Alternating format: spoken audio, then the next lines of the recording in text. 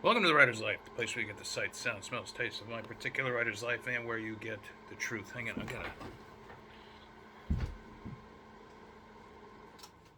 I've got a little space heater in here because these windows from like 1940, like the wind just comes right through.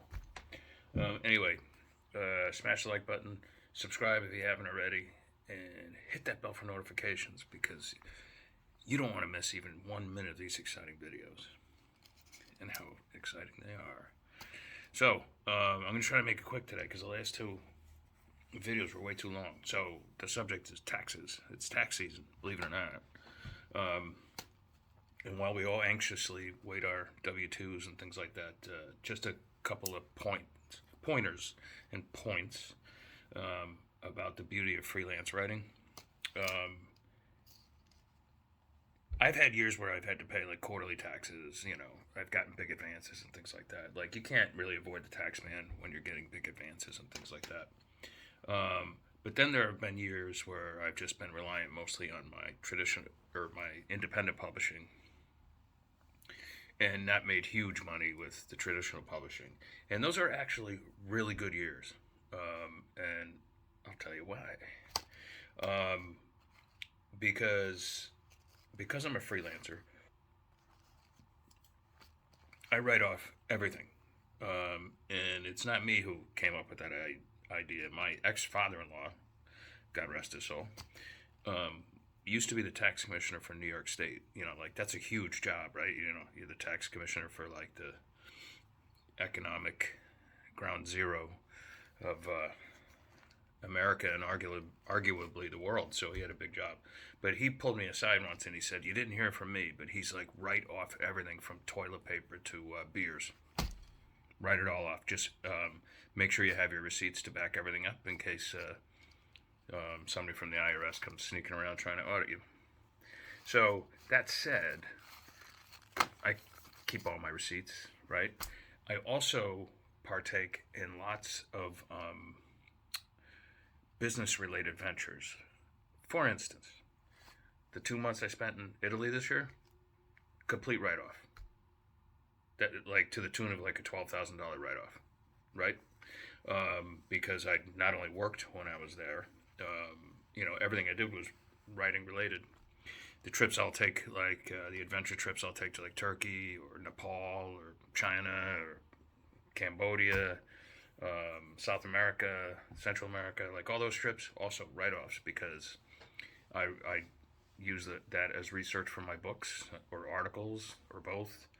And you only have to prove, if someone questions it, you only have to prove and show them that you actually used that research in a book.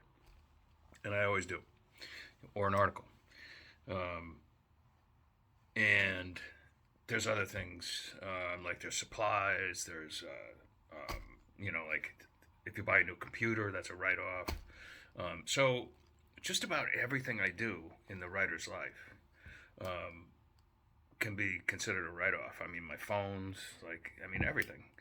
I'm sure there's other obvious things too. Of course, on the independent side of things, the investment I make in creating digital or not digital. Well, yeah, digital, but the investment money I put in to producing my intellectual properties, my books, in other words, and my stories. That is, of course, all a write off. In other words, whereas, say, say a billionaire who buys up property in Boston or New York City, like some huge city where whatever, that's a tax write off for them. They can declare losses on those purchases usually. And it's the same for me. When I create intellectual property, that's a write off.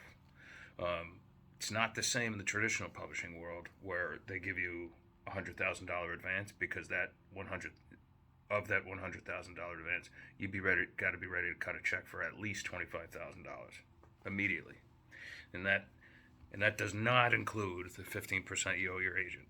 So like you right off the bat, if you get a $100,000 advance, if you were lucky enough to get a $100,000 advance, which like almost nobody does anymore, you're already immediately in the hole for $60,000 or for $40,000. So you got to live on $60,000 for like 4 years. Ain't gonna happen. But anyway, so if all goes well, and even here I go on to another tangent. Even my crypto stuff, like I hold most of my crypto. I take some profits, but um, but I always manage to declare a loss because of fees that are associated with taking those profits, or maybe I bought in higher and at the end of the year the price was lower, so stuff like that happens. In any case, if you're a smart business person, if you're a smart freelancer, there is no reason you should be paying federal income tax at the end of the year. And that's always my goal. And I think last year I actually got money back, so, and that's always a good thing too. But usually, if I do get money back, I'll roll it over into the next year, or something like that. So, unless my accountant is just like, no, don't be stupid, take the money.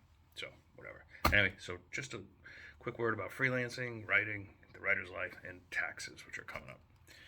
All right, I will catch you guys tomorrow during the snowstorm. Ciao, ciao.